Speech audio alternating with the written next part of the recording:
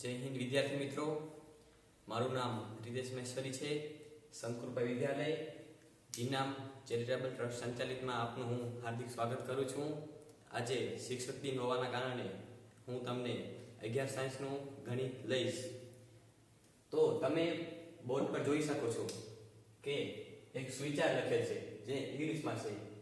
તો the only way to learn maths is to do maths. તો ગણિત શીખવાનો માત્ર એક જ ઉપાય છે, તે છે ગણિત. અને આ વાક્યને ધ્યાનમાં લેતા આપણે હવે ચેપ્ટર નંબર 14 ગાણિતિક તર્ક તેના વિશે આપણે અભ્યાસ કરીશું. તો ગાણિતિક તર્ક તમને થતું હશે કે આપણે ચેપ્ટર તો બધા ભણીએ છીએ, ગણિત ભણીએ છીએ, પરંતુ તેનો ક્યાં ઉપયોગ થાય છે એ તો ખબર નથી. તો સૌપ્રથમ હું તમને એના વિશે માહિતી આપી દઈશ.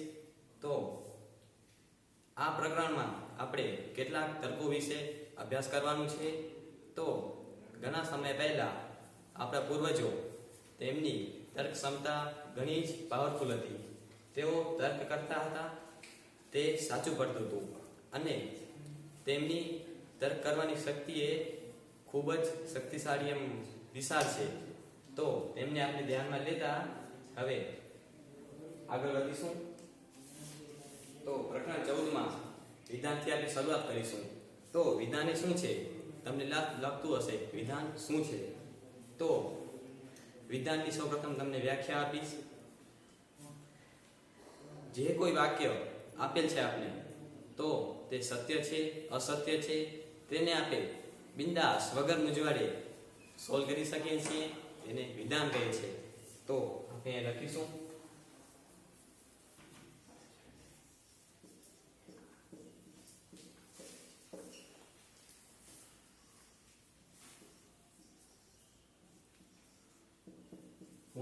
હું તેમની વ્યાખ્યા લખું છું અહીંયા, તમે ધ્યાનથી જોજો.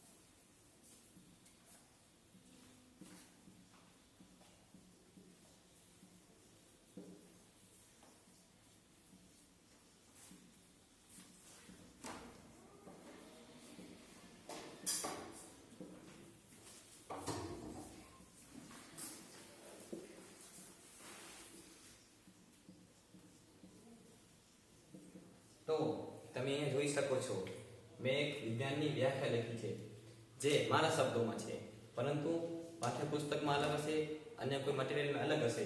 આમ ને આમ નહીં હોય તો આ આપણે સરળ રીતે યાદ રાખી શકીએ છીએ.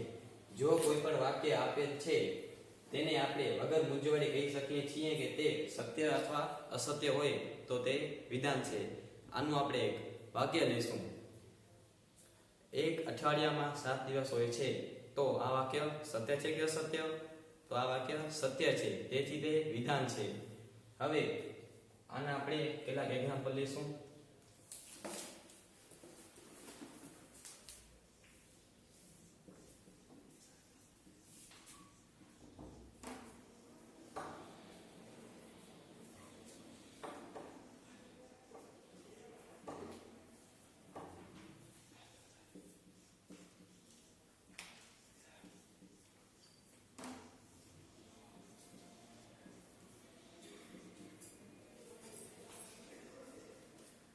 તો સોમવાર એના પછી મંગળવાર આવે છે. તો આ વાક્ય સત્ય છે, તેથી તે વિધાન છે. હજી આપણે એક્ઝામ્પલ લઈ લઈશું.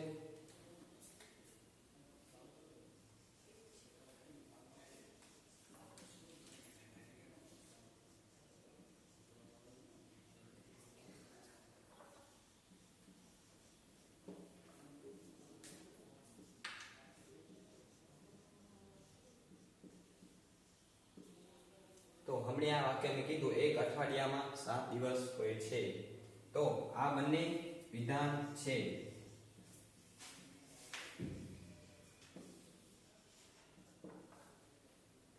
ત્યારબાદ આપણે કયા વાક્યો વિધાન નથી હોતા તેના વિશે આપણે અભ્યાસ કરીશું.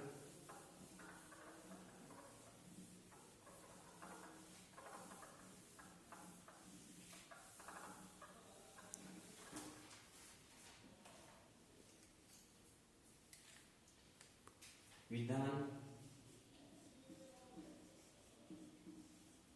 ન હોય તેવા વાક્યો.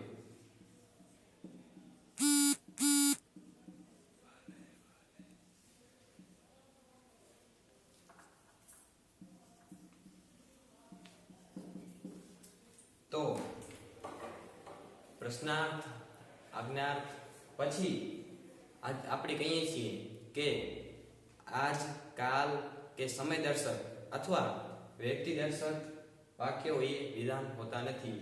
તો આપણે એના એક્ઝામ્પલ લઈશું.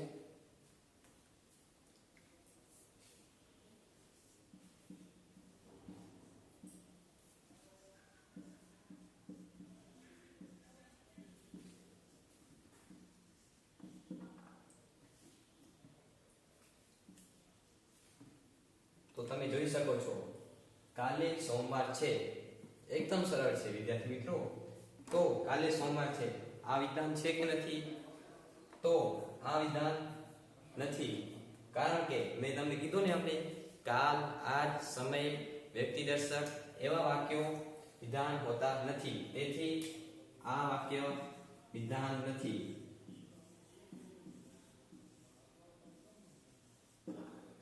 હવે વગેરેના એક્ઝામ્પલ લઈશું આપણે.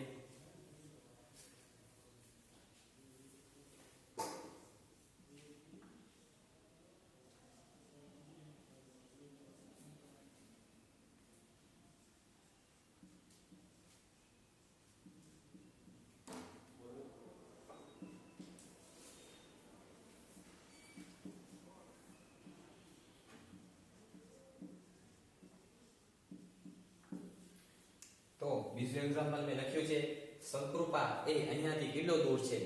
તો મિત્રો આ વિધાન થશે કે નહીં થાય જરાક તમે વિચારો. થતું હોય તો હા, ન થતું હોય તો ના. હવે આપણે એને સોલ્વ કરીશું. તો આ વાક્ય તમે કહી શકશો કે કયું વાક્ય છે? તો આ વાક્ય પ્રશ્નાર્થ છે. તેથી મેં તમને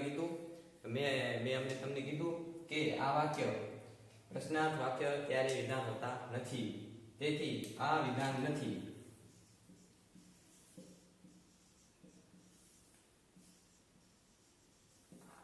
હવે બીજું વાક્ય જે આપું છું તમને.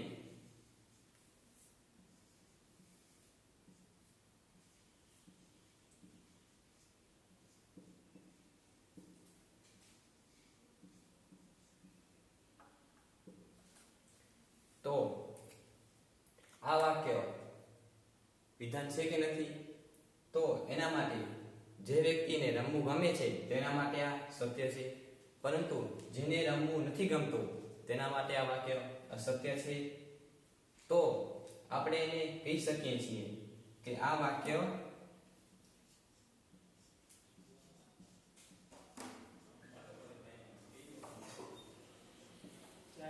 ત્યારબાદ આપણે આગળ વધીશું.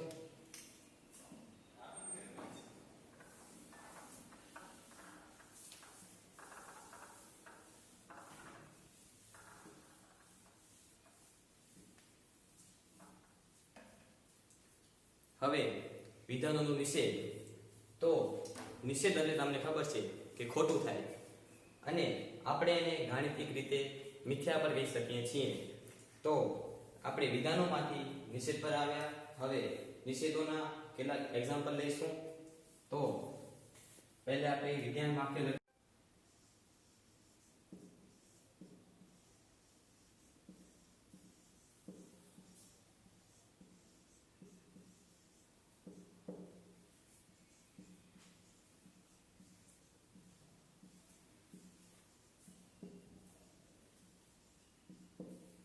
તો મેં અહીંયા એક વિધાન લખ્યું છે. હવે આપણે એનો નિષેધ કરીશું. તો આનો નિષેધ શું થાય?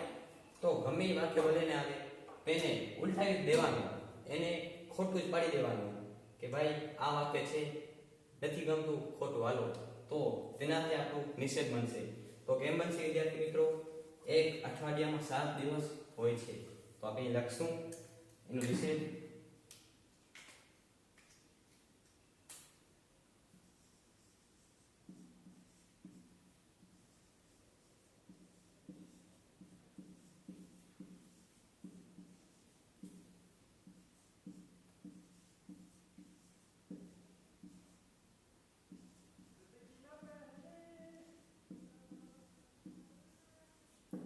તો તમે આ સ્ક્રીન પર જોઈ શકો છો કે આ વાક્ય છે, વિધાન છે, પરંતુ આનો નિષેધ આ છે. આનો નિષેધ આ થાય. કેવી રીતના? તો એક અઠવાડિયામાં 7 દિવસ હોય છે, આ વિધાન છે. હવે નિષેધ, એક અઠવાડિયામાં 7 દિવસ હોતા નથી. તો ગમે એ વાક્ય આવે આપણે એને ઉલટું કરતા તેનું નિષેધ બને છે. તેને વિધાનનો નિષેધ કહે છે.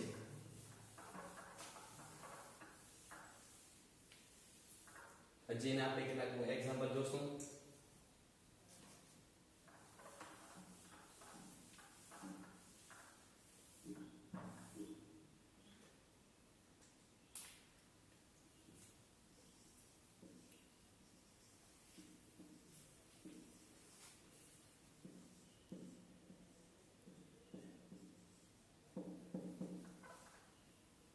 તો વિધાનોનો નિષેધ, મેં હમણાં તમને કીધું ગમે એ પણ વાક્ય આવે તેને બિંદાસ કહી દેવાનું આ વાક્ય ખોટું છે, અથવા એને ઊંધું કરી દેવાનું, તો વિધાનોનું નિષેધ બની જશે. તો આજે સોમવાર છે, તો એનો નિષેધ આજે સોમવાર નથી. એક્ઝામ્પલ નંબર 2 આપી લેશું એના માટે. આજે લાઈટ નહીં હોય તો એના માટે એનું નિષેધ કરશું. તો આજે લાઈટ હશે, તો આપણે લખીશું આ.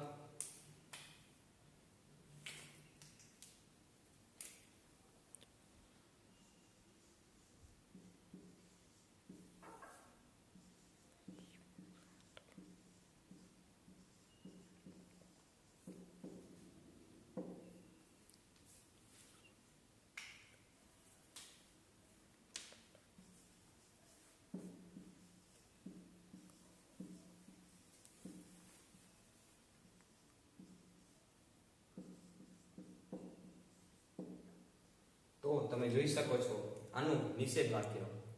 તો હવે તમને સમજાઈ ગયું હોય તો કોમેન્ટ બોક્સમાં ઓકે લખી મોકલો, અથવા થંબ મોકલી દેશો, જેથી આપણે આગળ વધી શકીએ.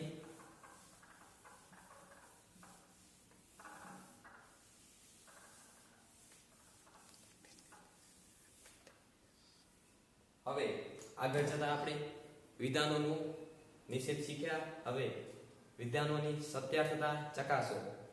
તો તેમની સત્યાર્થતા આપણે શીખ્યા કે વાક્ય સત્ય હોય છે તો તેને સત્ય કહે છે, અને ન હોય તો તેને નિષેધ. તેને આપણે p વડે પણ દર્શાવી શકીએ છીએ. જો વાક્ય સત્ય હોય છે તો તેને t એટલે કે ટ્રુ, અને જો વાક્ય ખોટું હોય છે તો તેને f એટલે કે ફોલ્સ વડે દર્શાવીએ છીએ. હવે ત્યારબાદ આપણે સંયુક્ત વિધાનો. સંયુક્ત વિધાનો એટલે શું? તમને મનમાં થતું હશે કે સંયુક્ત વિધાન એટલે શું થાય? તો મિત્રો, મૂંઝવાની કાંઈ વાત નથી એનામાં. સંયુક્ત વિધાન એટલે કોઈ પણ વાક્ય આપેલ છે તો એવા એક વાક્યમાં 2 વાક્ય કરતા વધારે બનતું હોય તેને સંયુક્ત વિધાન કહે છે. તો આપણે લખીશું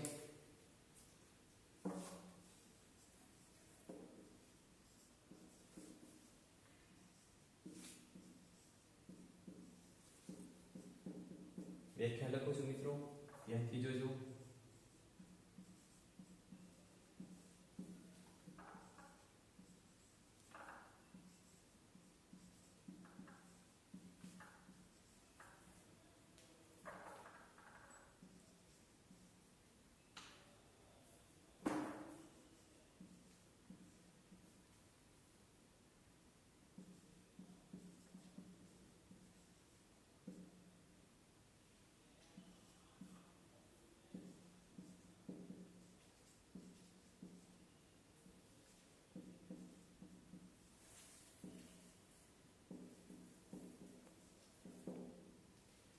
બે કરતાં વધુ વાક્યોથી બનતા વાક્યોને વાક્ય એ વિધાન કહે છે. સોરી વિદ્યાર્થી મિત્રો, મિસ્ટેક થઈ ગઈ.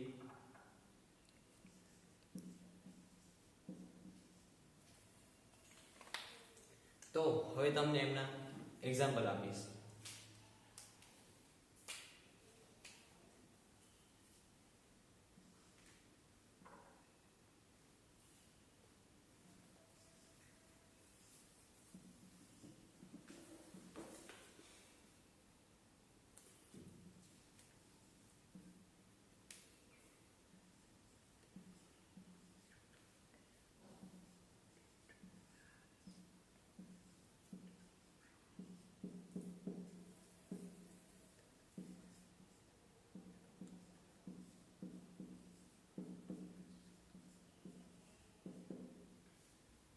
તો ચેન્નઈ એ ભુજ અને નખત્રાણા કરતા મોટું છે. તો હવે આપણે એનામાં તમે કહેશો કે આનામાં બે વાક્ય કેમ જુદા પડે? તો વચમાં અને આપેલું છે તેને આપણે શું કહીએ છીએ? કારક. તેને કારક વડે દર્શાવાય છે. તો કારકો બે આવે છે, અને અથવા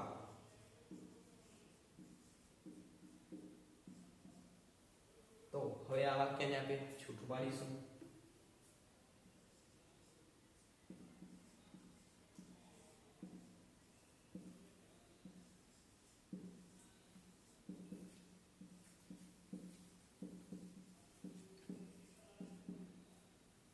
તેને આપણે P અને Q વડે દર્શાવી શકીએ છીએ.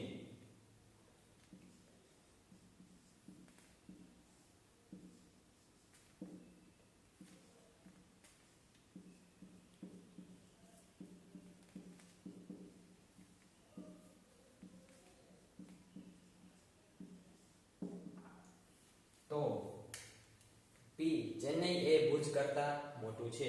પ્રથમ વાક્ય આપણું બન્યું છે P, અને Q ચેન્નઈ એ નખત્રાણા કરતા મોટું છે એ આપણું બીજું વાક્ય છે. હવે આ વાક્ય તમે જોઈ શકો છો. અહીંથી લાગે તમે સ્ક્રીનશોટ પાડી શકો છો.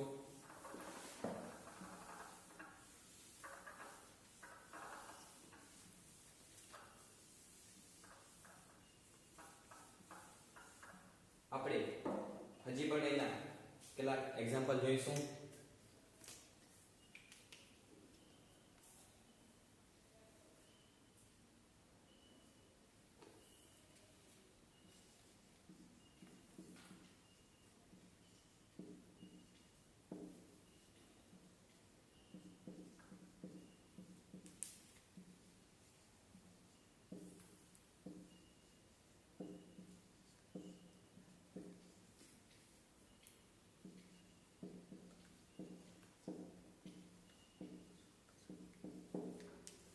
તો આ તમે વાક્ય જોઈ શકો છો.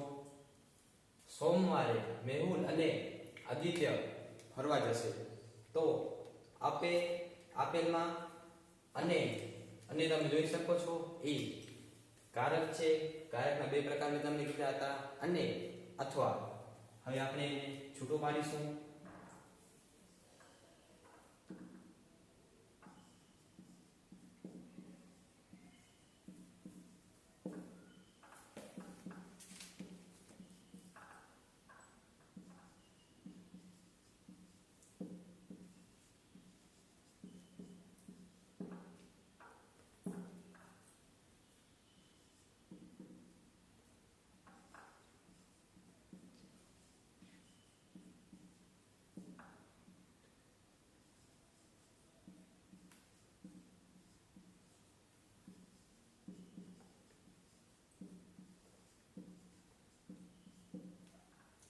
તો P સોમવારે મેહુલ ફરવા જશે, અને Q સોમવારે આદિત્ય ફરવા જશે. ખૂબ જ સરળ છે મિત્રો. તમે જોઈ શકો છો કે કેટલું બધું આ ચેપ્ટર સરળ છે, અને આ બધું તર્ક છે જે આપણે તર્ક લગાવીએ છીએ.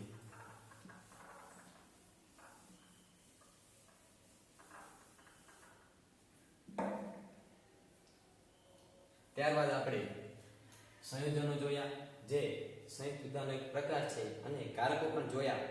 અને અથવા. હવે અને અથવા અને ને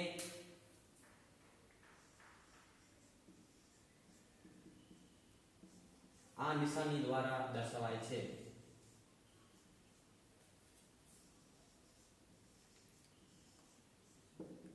તેની નિશાની અથવાની નિશાની આ છે. એટલે બોક્સ કરે તો તમે એમ સમજતા કે આ અંદર બોક્સ આવી જાય. હવે આ નિશાની તમે ક્યારેક વાક્ય લખો છો તો ભૂલી જતા હશો અથવા ભૂલી જવાય આ વાક્ય, તો તેના માટે એકદમ ખૂબ જ સરળ રીત છે યાદ રાખવાની, બીજું કાંઈ પણ નથી. તો અને ઉપરનું આ તમે લીખો જોઈ શકો છો. અને તો આમ આવે છે ઉપર કાનમાં થશે તો આમ કરાય, આ નીચે તરફ દર્શાવે છે. આમ બીજું કરતા નીચે થઈ ગયું એને અને કહે છે. અને અથવાનું તમે જોઈ શકો છો ઉપર તરફ છે તો આ ઉપર દર્શાવે છે તો આમ દર્શાવાય છે. હવે અને અથવાનું ટેબલ છે જે ખૂબ જ સરળ છે, તેમના નિયમો પણ છે તે ખૂબ જ સરળ છે, તેના વિશે આપણે અભ્યાસ કરશું.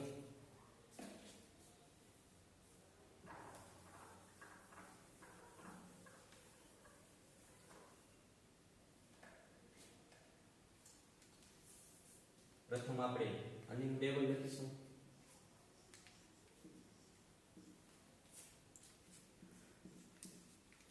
તો P અને Q આમ દર્શાવાય છે.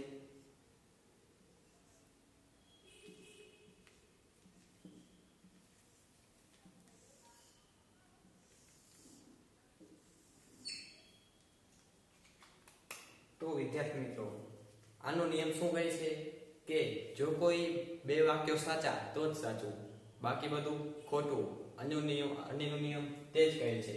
તો આપણે અહીંયા કરશું, મેં તમને કીધું હતું કે ટ્રુ એન્ડ ફોલ્સ, પી ને આપણે ટ્રુ વડે દર્શાવીએ, ક્યુ ને આપણે ફોલ્સ વડે દર્શાવીએ છીએ. તો ટ્રુ બે સાચા તો જ સાચું. સોરી, આપણે છેલ્લે બાકી કરશું આને, અમને રહેવા દેવા છીએ. True false true and false. તમે જોઈ શકો છો મેં નિયમ કીધું અનેનું બે સાચા તો જ સાચું, બાકી બધું ખોટું. તો શું છે આનામાં? આ પહેલા બંને સાચા છે તો અહીંયા સાચું આવશે. આ બે નથી, ટ્રુ ફોલ્સ છે તો અહીંયા આવે. આ બંને નથી, નહીં આવે. તો છેલ્લા બે ફોલ્સ એ પણ નહીં આવે. તો આને આપણે અન્યનું ટેબલ કહીએ છીએ. સમજી ગયા ને વિદ્યાર્થી મિત્રો? હજી આપણે ફરીથી એકવાર રિવિઝન કરી લઈએ કે અને એ શું કહેવા માંગે છે. તો બે સાચા તો જ સાચું. પી અને ક્યુ બે વિધાન હોય છે, તેનામાં બે સાચા હોય તો જ સાચું હોય, બાકી ખોટું હોય છે. અને અનેને આ નિશાની દ્વારા દર્શાવાય છે. તો સમજાઈ ગયું હોય તો એક તમે તમારું રિવ્યુ આપી દેશો.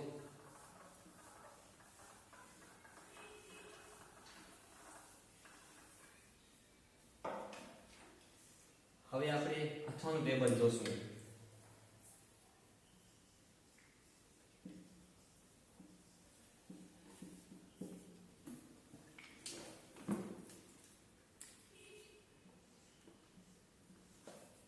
અથવાને આ નિશાની દ્વારા દર્શાવાય છે. તો સૌપ્રથમ આપણે ટેબલ બનાવશું એનું P અથવા Q.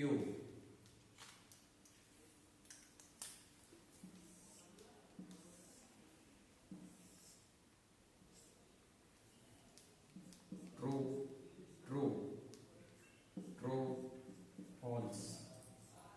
false true and false.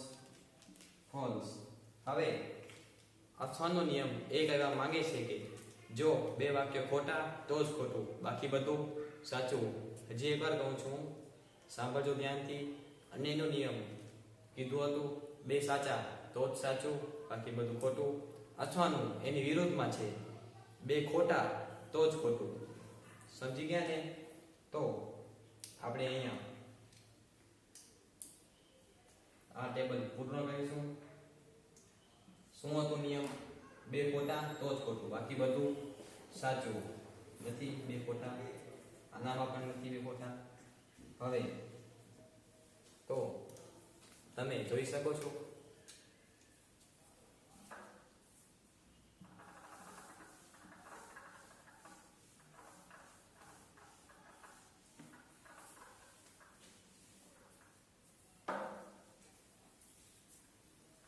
ત્યારબાદ આપણે અન્યને સંયોજન કહી શકીએ તથા અથવાને વિયોજન પણ કહી શકીએ છીએ.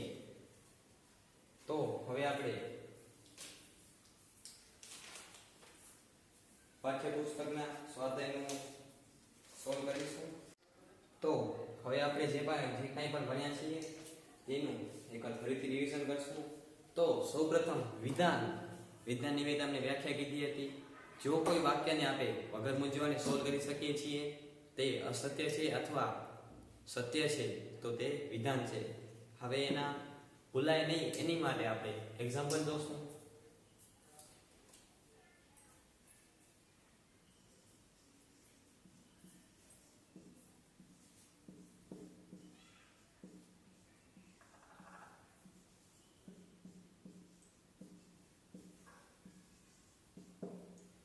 તો તમે અહીંયા જોઈ શકો છો આજે તોફાની દિવસ છે. તો આજે જે દિવસ થશે તે દિવસ આપણે આ વાક્ય બોલશું આજે તોફાની દિવસ છે તો સત્ય થશે, અને જે દિવસ નહીં હોય ત્યારે બોલશું તો એ અસત્ય થશે. પરંતુ મેં એમને કીધું જે વાક્ય સત્ય હોય કે અસત્ય હોય તે વાક્ય વિધાન હોય છે. પણ મેં તમને એ પણ કીધું હતું સાથે કે આજે, કાલે, સમય દર્શક, વ્યક્તિ દર્શક, આજ્ઞા, પ્રશ્નાર્થ, ઈચ્છા દર્શક જેવા વાક્યો વિધાન નથી હોતા. તો આ દિવસ દર્શાવે છે આજે, એટલે આજે, પણ કાલે વાક્ય બોલશું તો અસત્ય થશે. તેથી તે આ વિધાન નથી.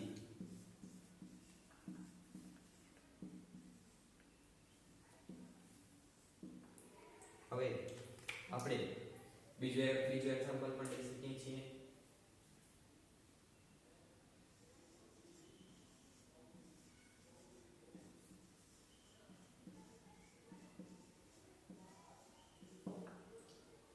તો મિત્રો ભુજ એ શહેર છે. તમે અહીંયા જોઈ શકો છો ભુજ એ શહેર છે. તો તમે ગયા હશો તો તમને ખબર હશે કે આ ભુજ હકીકતમાં શહેર છે, તે માટે આ વિધાન છે.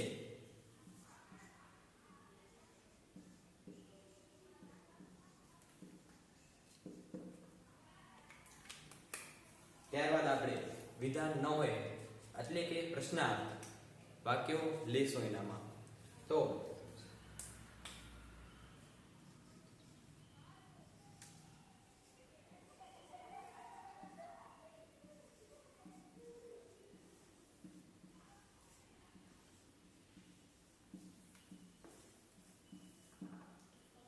મિત્રો આ વાક્ય છે એ શું દર્શાવે છે તો કે પ્રશ્નાર્થ દર્શાવે છે. તો પ્રશ્નાર્થ માટે આ વાક્ય વિધાન નહીં થાય. હવે હજી પણ એનું આપણે એક્ઝામ્પલ લઈશું.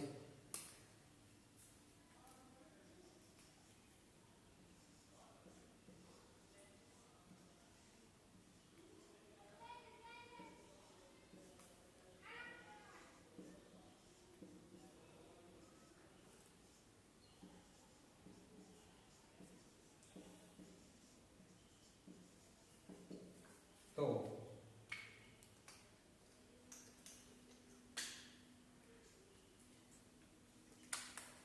આ તમે એક્ઝામ્પલ જોઈ શકો છો. મારી ઈચ્છા છે કે હું ફરવા જઈશ. તો આ શું દર્શાવે છે? ઈચ્છા દર્શાવે છે. ઈચ્છા તો મેં તમને કીધું હતું ઈચ્છા દર્શક વાક્ય વિધાન નથી હોતું, તેથી તે આ વિધાન નથી. ત્યારબાદ આપણે વિધાનોનો નિષેધ જોશું. તો મિત્રો આપણે આનો જ નિષેધ ગણીએ. તો આજે તોફાની દિવસ છે આ વાક્ય વિધાન છે. હવે તેનો નિષેધ કરતા આજે તોફાની દિવસ નથી. મેં તમને કીધું હતું જે કાંઈ પણ વાક્ય હોય તેને ઉલટાતા તેનું નિષેધ વાક્ય બની જાય છે. તો આજે તોફાની દિવસ છે, આનો નિશ્ચિત કરતા આજે તોફાની દિવસ નથી. તો પહેલાનું બની ગયું. હવે બીજું કશું. ભુજ એ શહેર છે, તો તેનું નિષેધ કરતા ભુજ એ શહેર નથી. શું મને ફરવાનું ગમે છે, તો આનું નિષેધ શું થાય? શું મને ફરવાનું ગમતું નથી. હવે મારી ઈચ્છા છે કે હું ફરવા જઈશ. નિષેધ કરશો એનું. મારી ઈચ્છા છે કે હું ફરવા નહીં જાઉં. ત્યારબાદ આપણે આગળ વધતા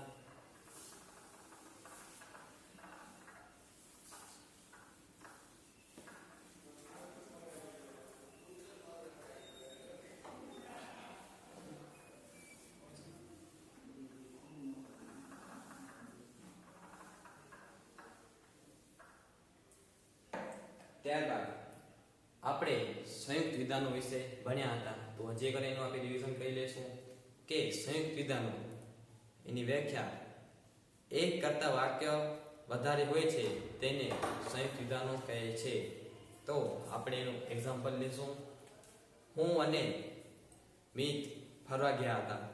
તો અને આવી ગયું વચમાં સંયોજન, તેનાથી તે વિધાન સંયુક્ત વિધાન છે. તો હજી એક આપણે આગળ વધતા કારકો વિશે પણ ભણ્યા હતા. કારકોના બે પ્રકાર છે, અને અથવા. તો અને અથવા એ વાક્યની વચ્ચે હોય છે, જેથી તેમને કારક કહેવામાં આવે છે. હવે કારકોને સંયોજન કહે છે, જેનામાંથી સંયોજન એ અને છે અને વિયોજન એ અથવા છે. તો આપણે ત્યારબાદ ટેબલ ભણ્યા હતા. તો અનેનું ટેબલ બે સાચા તો જ સાચું, બાકી બધું ખોટું. ત્યારબાદ અથાનું ટેબલ બે ખોટા તો જ ખોટું, બાકી બધું સાચું. તો હવે એક ઇમ્પોર્ટન્ટ મુદ્દો છે પ્રેરણ. તેને આપણે ભણીશું.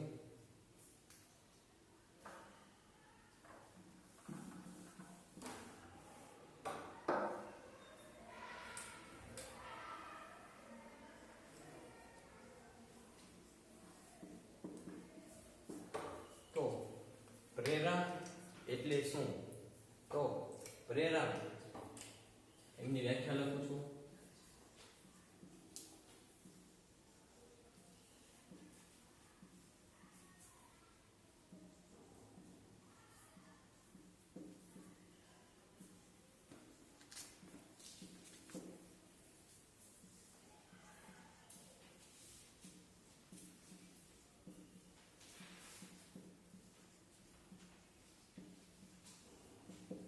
તો તમે વ્યાખ્યા જોઈ શકો છો કે જો અને તો શબ્દોથી બનતા વાક્યને પ્રેરણ કહે છે. તો આપણે એનું એક્ઝામ્પલ લેશું. જો વરસાદ પડે તો મજા આવે. એ લખીશું આપણે.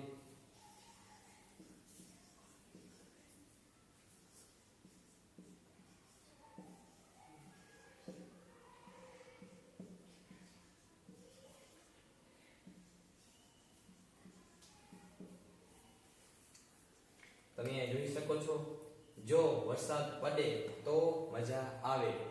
આ એક એક્ઝામ્પલ છે. હજી પણ આપણે લઈ શકીએ છીએ.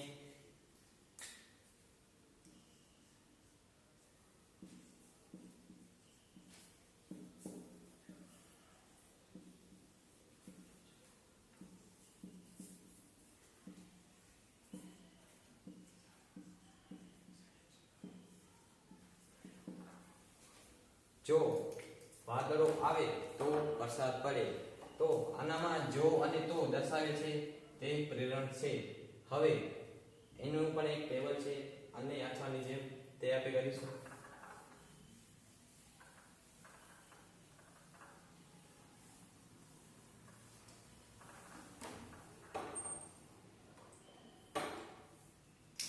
તો વિદ્યાર્થી મિત્રો, પ્રેરણને આપે ઇમ્પ્લાઇઝ એટલે કે આ નિશાની વડે દર્શાવી શકીએ છીએ. તો આપણે P ઇમ્પ્લાઇઝ Q નું ટેબલ બનાવશું.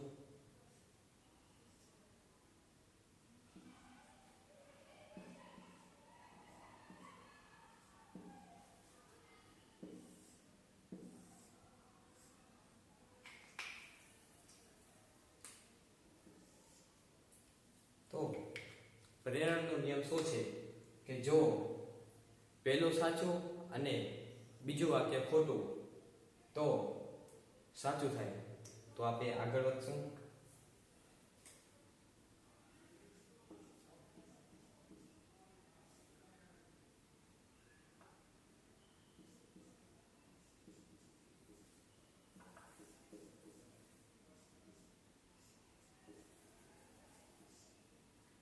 તો તમે અહીંયા સ્ક્રીન પર જોઈ શકો છો કે કોષ્ટક છે. હવે આપણે એને શીખતા. મેં અમને શું કીધું નિયમ કે પહેલું સાચું બીજું ખોટું તો જ સાચું.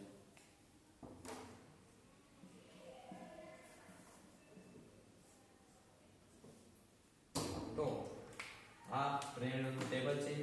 ત્યારબાદ આપણે આગળ વધતા.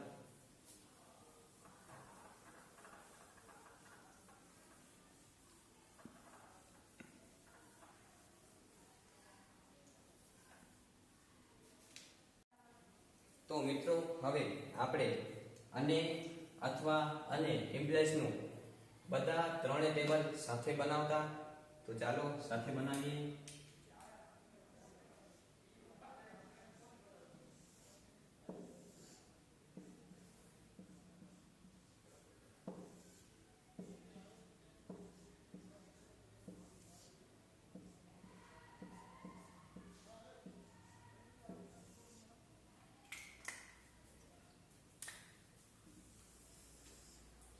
તો સૌપ્રથમ આપણે અહીંયા ટ્રુ ટ્રુ ટ્રુ ફોલ્સ